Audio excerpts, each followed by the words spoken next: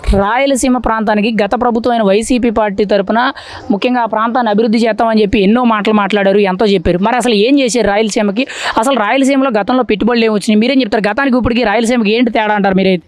గతంలో రాయలసీమ అనేది నాయకులు చెప్పుకుంటారు, నేను ముద్దు బిడ్డని, నేను పులి బిడ్డని, నేను అదే అక్కడి నుంచే వచ్చాను, రాయలసీమ నుంచే వచ్చాను, రత్నాలసీమగా మారుతాను అని చెప్పేసి ఎన్నో ప్రగల్భాలు బాలిగిన నాయకులు ఇప్పుడు ఇక్కడ ఈ కూటమి ప్రభుత్వం అభివృద్ధి చూసి ముక్కు మీద నోటి మీద వేలేసుకుని కూర్చుంటా ఉన్నారు.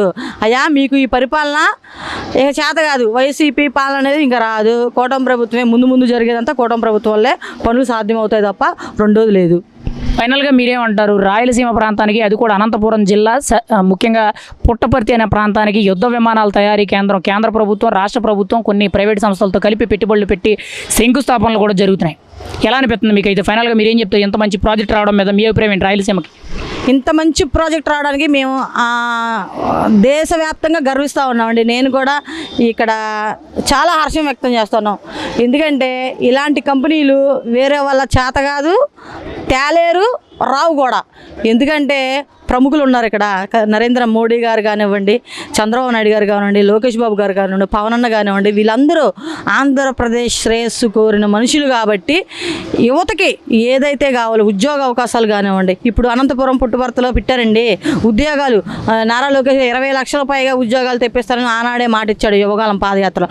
అది 100% ఇప్పుడు నిరూపించుకునే దాంట్లో భాగంగానే ఇప్పుడు వెళ్తూ ఉన్నారు.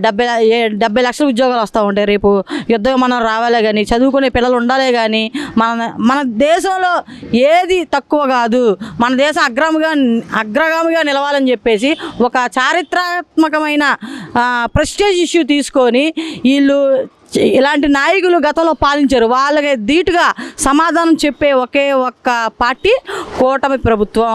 డెవలప్మెంట్ అంటే కేర్ ఆఫ్ అడ్రస్ ఏదైనా ఉందంటే కూటమి ప్రభుత్వం.